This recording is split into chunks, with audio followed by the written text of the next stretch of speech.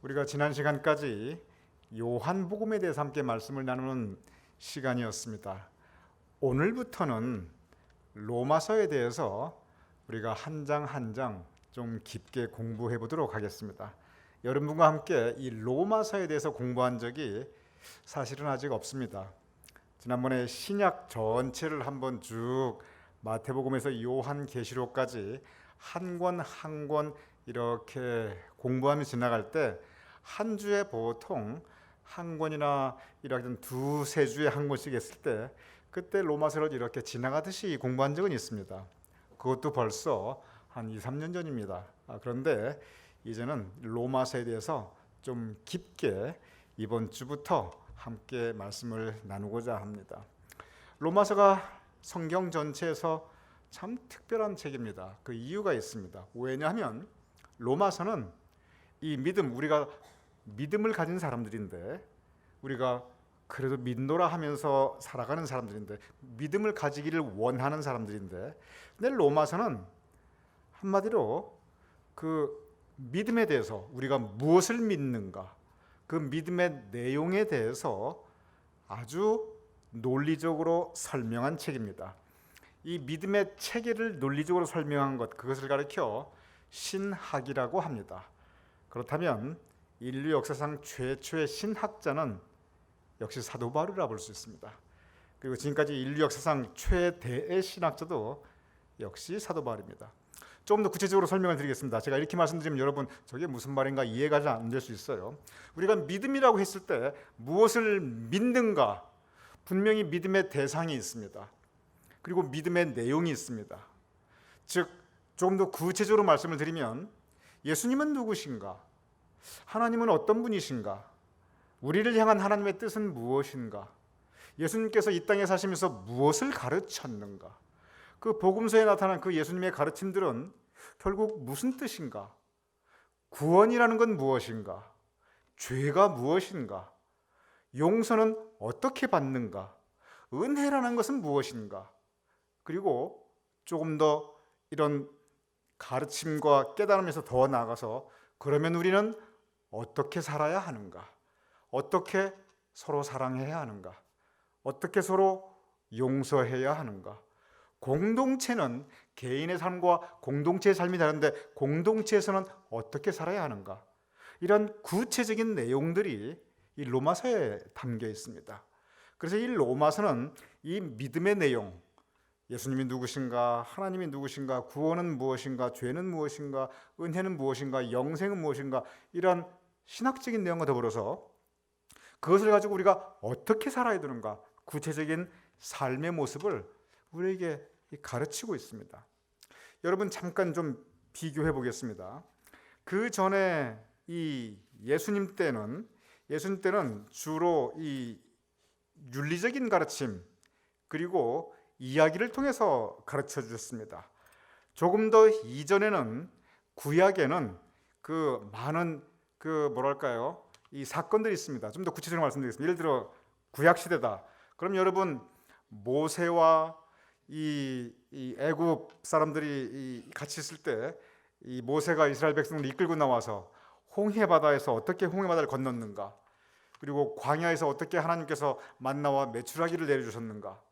이 다윗과 골리앗이 어떻게 싸웠고 다윗이 어떻게 이겼는가? 여러분 구약에 보면 아주 구체적인 이야기들이 담겨 있습니다. 복음서를 보면 예수님께서 어떻게 보리떡 5개와 물고기 2마리를 어떻게 5,000명을 먹이셨는가? 어떻게 병자를 고치셨는가? 탕자의 비유라든지 예수님께서 어떻게 부활하셨는가? 이런 이야기들, 아주 구체적인 이야기들이 있습니다. 어떻게 예수님께서 갈릴리에서 이 제자들을 불러주셨는가? 이 낙심한 제자들이 다시 떠나갔던 그 갈릴리를 3년 후에 어떻게 다시 돌아갔는가? 구체적인 이야기들이 담겨 있어요. 그래서 그걸 쭉 읽어보면 이 재미있습니다. 그리고 머릿속에 그 장면이 그려져요. 그런 가운데 성경이 우리에게 가르치고자 하는 그 뜻을, 그 교훈을 받을 수가 있습니다. 근데 로마서는 그런 게 하나도 없습니다. 이 로마서에는 어떤 사건이 나오거나 어떤 이야기가 나오거나 없어요. 로마서에는 전부 뭐는 어떻고 설명이 나와 있고 그것도 굉장히 논리적입니다. 아주 이성적입니다. 그래서 이 로마서가 사실은 굉장히 지루하고 따분하고 이해하는 게 쉽지가 않아요. 읽어가다 보면 금방 이렇게 손에서 놓게 됩니다. 첫째, 재미가 없고 둘째, 이해가 안 되기 때문에 그렇습니다. 그런데 이 로마서에 대해서 조금 더 공부를 하고 깨닫게 되면은 그러면은 성경 말씀 전체가 갑자기 쉬워지는 것을 느낄 수가 있어요. 설교 시간이 저게 무슨 얘기하는구나, 이 설교의 핵심을 성서적으로 훨씬 더 쉽게 이해할 수가 있습니다. 왜냐하면 전체적인 그 믿음의 내용들, 구원이라는 게 뭐다, 은혜라는 게 뭐다, 영생이라는 건 뭐다, 이런 것들에서 우리가 이해를 하고 그리고 성경을 보고 말씀을 드리면 이 전체적인 프레임, 이 믿음의 프레임을 우리가 배웠기 때문에 훨씬 더 쉽습니다. 그래서 역설적으로 공부하고 읽기는 굉장히 따분하고 재미없고 어려운 책인데, 그런데 쭉 반복적으로 로마서를 공부하고 그리고 어느 정도 깨닫고 나면은 그 다음에 이 신앙생활이, 이 설교, 성경 공부 그리고 이런 이 교회 내에서의 생활이 훨씬 더 쉽게 느껴지는 것을 우리가 체험할 수 있습니다. 그래서 이 로마서를 한 번쯤은 좀 깊게 공부할 필요가 있습니다. 어렵더라도 이해가 되든 안 되든 한번 쭉 나가면 그래도 도움이 됩니다. 제가 그 성경 공부 시간에 그런 예를 들었어요. 콩나물 자라는 거 물 쑥 부으면, 여러분 콩나물 키우신 분 아실지 모르지만 물이 그냥 쑥 지나갑니다. 저 콩나물이 언제 물을 빨아들일 시간 없어요. 그냥 지나갑니다. 그런데 콩나물은 큽니다. 저 콩나물이 언제 물을 먹었을까? 그런데 크거든요. 마찬가지예요. 처음엔 잘 이해가 안 됩니다. 근데 이걸 듣고 또 반복해서 듣고 그러다 보면 언젠가 나도 모르게 그런 것들이 체계가 잡힙니다. 로마서가 바로 그러한 책입니다. 예를 들어서 예수님께서 복음서에서 탕자 비유를 이렇게 가르쳐 줬을 때 우리가 탕자 비유를 읽으면은 거기에 대해서 우리가 받을 수 있는 교훈은 아버지의 사랑이 이렇게 크구나, 하나님께서 우리를 이렇게 사랑해 주시는구나, 이렇게 죄 많은 이 탕자도 이렇게 품어주시는구나, 우리가 그러한 이 예수님의 이 비유를 통해서 참 마음이 따뜻해집니다. 그래서 하나님의 사랑이 우리 마음속에 느껴집니다. 근데 사도 바울은 똑같은 이야기인데 그것을 통해서 구원이 무엇인가, 죄가 무엇인가, 회개가 무엇인가, 이런 구체적인 이 신학적인 설명을 해나갑니다. 바로 그것이 이 복음서와 로마서의 상당히 커다란 이 차이점입니다. 그런데 여기에 이유가 있어요. 사도 바울이 이렇게 로마서를 쓴 그 이유가 있습니다. 여러분이 사도 바울을 다시 한번 가만히 생각해 보시기 바랍니다. 우리가 사도 바울에 대해서는 제가 설교도 많이 했고 여러분 아시는 부분도 또 이렇게 부분 단편적으로 사도 바울에 대해서 많이 알고 계십니다. 제가 한 가지 여쭤볼게요. 사도 바울이 예루살렘을 중심으로 주로 유대 백성들, 즉 이스라엘 사람들에게 주로 말씀을 가르치고 목회하고 그랬나요? 아니면 사도 바울이 이 이스라엘의 경계를 벗어나서 세계로, 이 이방으로, 그리고 그 당시에 전혀 이스라엘 백성들이 그리고 이 다른 사람들이 접해보지 않았던 이 외국 선교, 그쪽으로 나갔나요? 사도 바울이 어느 쪽으로 나갔나요? 세계 선교로 나갔어요. 그러면은 이 사도 바울이 거쳤던 도시들 그리고 교회를 세웠던 도시들을 가만히 생각하면 로마, 여러분들이 이미 친숙한 도시 지명들입니다. 신약 성경에 다 이름들이에요. 로마, 고린도, 갈라디아, 에베소, 빌립보, 골로새, 데살로니가, 여러분 이 도시들이 지금도 있어요. 지금도 터키 그리고 이 그리스, 여기에 이 도시들이 지금도 있습니다. 지금도 그 로마 흔적이 그대로 있어요. 그러면 이런 도시들이 어떤 도시들이냐면 적어도 사도 바울이 살았을 때 그 당시에 적어도 세계의 중심지들이었습니다. 찬란한 그리스 로마 문명의 중심 도시들이었어요. 대도시들이었습니다.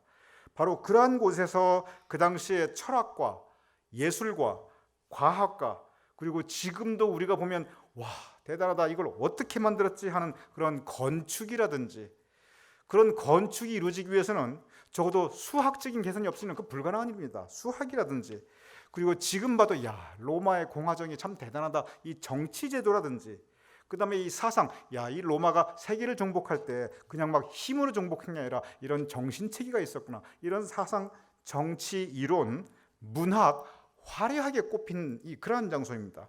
지금 우리의 눈으로 봐도 참 대단하다 싶은 것이 그 당시 로마 문명이에요. 그런데 이러한 곳에서는 기본적으로 아주 논리적이고 이성적이고 그리고 과학적인 사고방식이 이미 뿌리를 내리고 있었어요.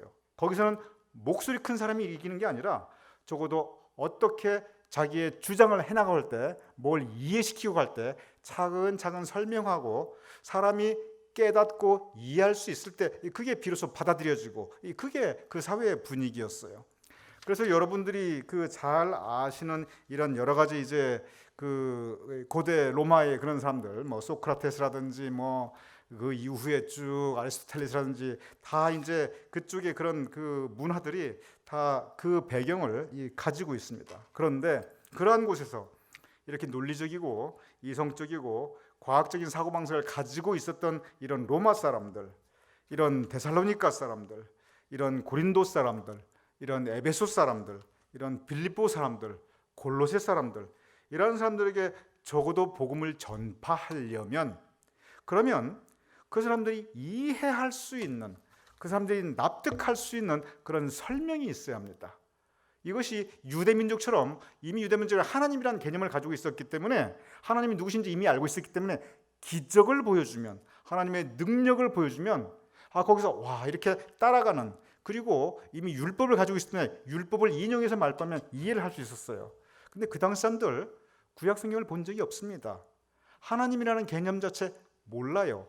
그러니 하나하나 하나님은 어떤 분이신지, 예수님이 누구신지, 예수님이 왜 오셨는지, 죄가 무엇인지 이걸 설명을 해야 했습니다. 이해가 듣게 논리적으로 이 부분들을 가르쳐 줘야 했어요. 그래야 그 사람들이 마음에 받아들일 수가 있었습니다. 그러한 배경에서 쓰여진 것이 그게 로마서입니다. 그래서 이 당시에 그리스 로마 문명에서 적어도 이렇게 그 당시에 세계 중심지였던 그곳에서 이 전도가 가능하고 복음이 전파될 수 있었던 것은 이렇게 복음을 이해할 수 있게 풀어서 설명한 이 사도 바울의 노력이 없었다면 어쩌면 불가능했을지도 모릅니다. 물론 하나님께서 다른 방법으로 쓰셨겠지요. 하지만 사도 바울이 정말 꼭 필요한 그러한 방법으로 복음을 전파했습니다. 로마서가 바로 그 가장 대표적인 책입니다. 그래서 로마서에는 우리가 이런 것이 이런 것이구나, 이 믿음의 내용에 대해서 우리가 이해할 수 있고 깨달을 수 있는 그런 설명들이 담겨 있습니다. 지난주에 우리가 감리교 신앙의 이제 그 뿌리 성경 공부하면서 지난주에 했던 것이 이 감리교 추구하는 이 건강한 신앙 원리한 4가지 이 핵심 요소인데, 그 중에 제가 체험과 이성에 대한 그 말씀을 여러분과 나누었어요. 이 체험을 통해서 믿음을 가지게 되시는 분들이 참 많이 계십니다. 이런저런, 그것이 성령 체험이든지 그것이 신비 체험이든지 그것이 고난 중에 특별히 어려움 가운데, 삶의 위기 가운데 이 하나님을 체험하는 분들이 의외로 많습니다. 그래서 이 믿음의 길에 들어서는 그 방법 중에 참 이 가장 대표적인 방법 중에 하나가 이 체험이에요. 뭔가 이 체험을 통해서 하나님을 경험하게 됩니다. 하나님의 사랑을 경험하게 됩니다. 그리고 결단하게 돼요. 내가 이제 하나님 뜻대로 살겠다. 이것이, 이 체험이 우리 감리교 신앙에 있어서 굉장히 중요한 부분입니다. 그런데 이 체험을 말하면서 존 웨슬리 목사님께서 굉장히 강조하는 게 있어요. 체험과 동시에 반드시 같이 가야 된다고 하는 게 있어요. 그게 뭐냐면 이성입니다. 이성은 우리가 논리적으로 생각하고 합리적으로 깨닫고 그리고 우리 삶 가운데 실천하는 겁니다. 체험이 나도 어떻게 할 수 없는 그런 삶의 경험을 통해서 하나님을 우리가 체험한 것이라면, 그리고 하나님을 함께 나간 것이라면, 이성은 성경을 읽고 이게 이런 거구나, 하나님의 뜻이 이렇구나, 예수님이 이런 분이시구나. 그래, 이건 죄이지. 내가 이렇게 회개를 해야 하는구나. 이렇게 말씀을 읽으면서 우리가 깨달음을 가지는 것, 그것을 이성이라고 합니다. 존 웨슬리는 그래서 항상 체험과 이성이 같이 가야 된다고 얘기했어요. 체험적만 있고 이성적이 이 부분이 없으면 굉장히 뜨겁기는 뜨거운 것 같은데 뭐가 뭔지를 모르고 신앙생활을 하게 돼요. 그래서 그분들은 잘못하면 믿음으로 강하게 서고 열정을 가지기도 쉬운데 반면에 쓰러지기도 쉬워요.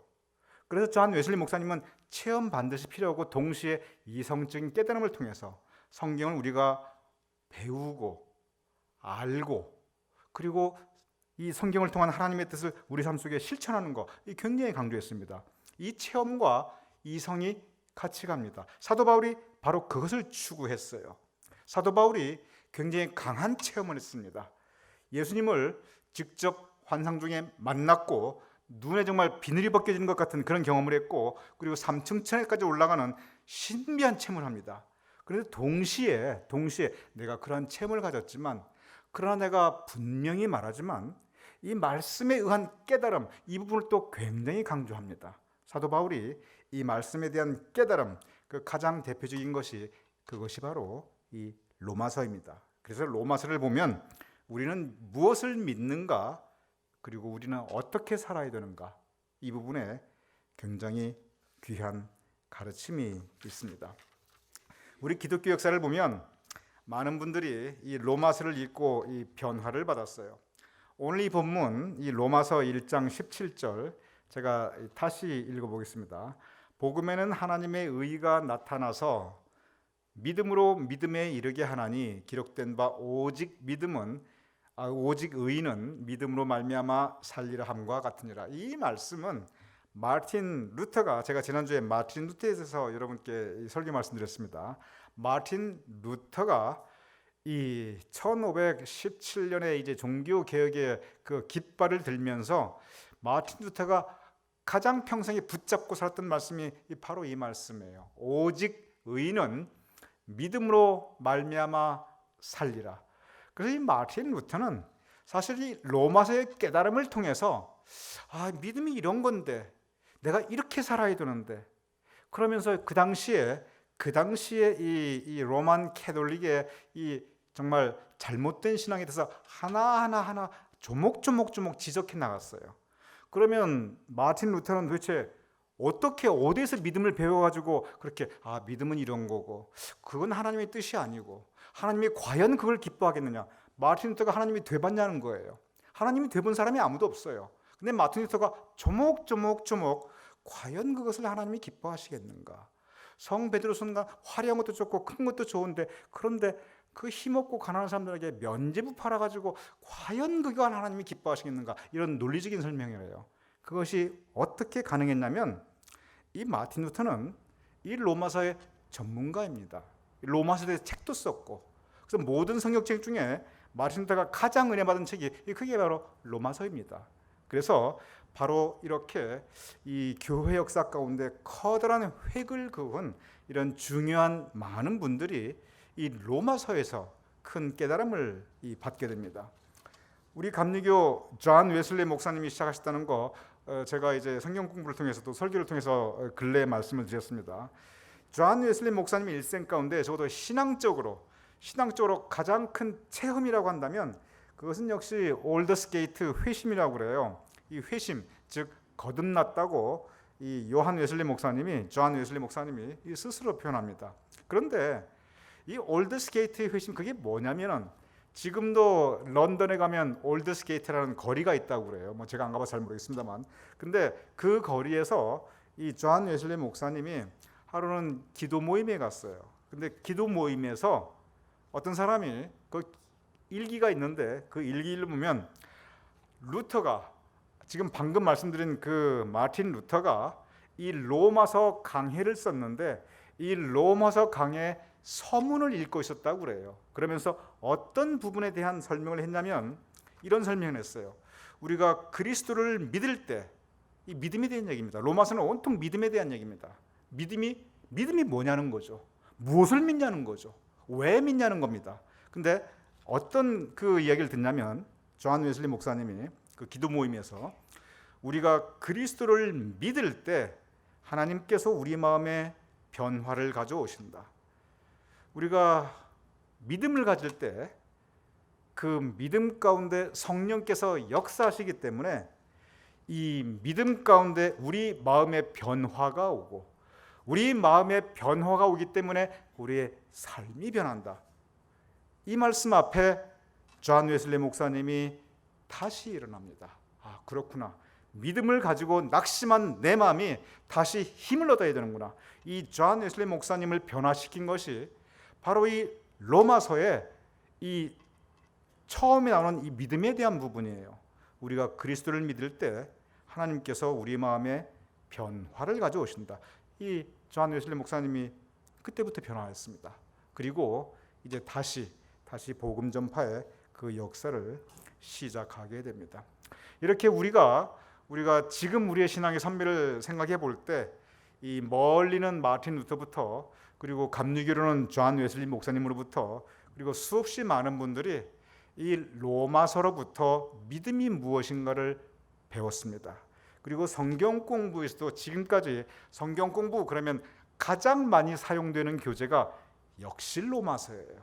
왜냐하면 로마서는 믿음에 대해서, 믿음의 내용에 대해서, 그리고 삶에 대해서 가르치고 있는 책이기 때문에 그렇습니다. 앞으로 여러분과 함께 이 로마서를 한 장 한 장, 또 어떤 때는 한 장을 한 두세 주도 구체적으로 좀 깊게 함께 공부하고자 합니다. 그 이유는 이 로마서의 모토가 있어요. 그것은 뭐냐면 바로 믿고 바로 살자는 겁니다. 여러분, 우리가 믿음을 가지고 살아가는데 바로 믿어야 돼요. 하나님의 뜻이 무엇인가 우리가 바로 알고 바로 믿어야 됩니다. 잘못 알고 잘못 믿으면 패가 망신하는 경우가 있습니다. 인생이 망가지는 경우가 있어요. 잘못 알고 잘못 믿어서 정말 인생 망가지고 가정도 깨지고 패가 망신하는 경우 이 역사 가운데 언제든지 있어 왔습니다. 그리고 잘못 알고 잘못 믿으면 사람이 굉장히 편협해져요. 본인은 굉장히 의로워요. 근데 도저히 다른 분들과 조화가 안 됩니다. 이 공동체에 대한 의식이 없게 돼요. 그래서 바로 알고 바로 믿고, 그리고 바로 사는 것, 바로 믿는 게 중요하고, 그리고 바로 살아가는 게 중요합니다. 로마서는 바로 이 바로 믿고 바로 살기 위한 그러한 중요한 지침을 우리에게 주고 있습니다. 우리가 또 이렇게 생각해 보면 돼요. 우리가 성가대를 생각해 보시면 어떤 한 분이 본인의 그 성량이나 음악에 대해서 자신이 있어요. 본인이 옳아요. 그래서 힘있게 찬양을 합니다. 정말 음정대로 했고 박자도로 했고, 그리고 힘있게 정말 하나님께 영광 돌리기 위해서 했어요. 그런데 주변에 있는 분들과 이게 조화를 이루지 못하면은, 이 목소리를 같이 맞추지 못하면은, 이 본인은 열심히 했다고 생각하는데, 본인은 정확하게 했다고 생각하는데, 그 성과 찬양은 망칩니다. 이게 합창이기 때문에 그래요. 신앙도 마찬가지예요. 사도 바울이 계속 강조하는 게 뭐냐면은 내가 혼자 의롭다, 그게 중요한 게 아니라는 거예요. 많은 경우에 오히려 바로 그게 문제를 일으킨다는 겁니다. 혼자 옳은 게 중요한 게 아니고, 여기 성가대에서 혼자 내가 정말 성량도 좋고 음정 잘 잡는다고 그냥 지휘자 무시하고 막 소리 내면은 본인은 옳죠. 본인은 소리를 제대로 냈죠. 듣는 우리는 고통스럽습니다. 사도 바울이 그걸 지적해요. 믿음이라고 하는 것은 우리가 바로 알고 바로 믿고 공동체 가운데, 항상 공동체를 강조합니다. 공동체 가운데 서로 덕을 세우고, 그래서 덕을 세운다는 얘기를 합니다. 덕을 세우고 우리가 함께 이루어 나가는 믿음을 사도 바울은 또한 강조하고 있습니다. 그래서 바로 이 그러한 부분들, 바로 믿고 바로 살고 함께 믿음의 공동체를 이루어 나가는 것, 그것이 이 로마서를 통해서 사도 바울이 추구하였던 모습입니다.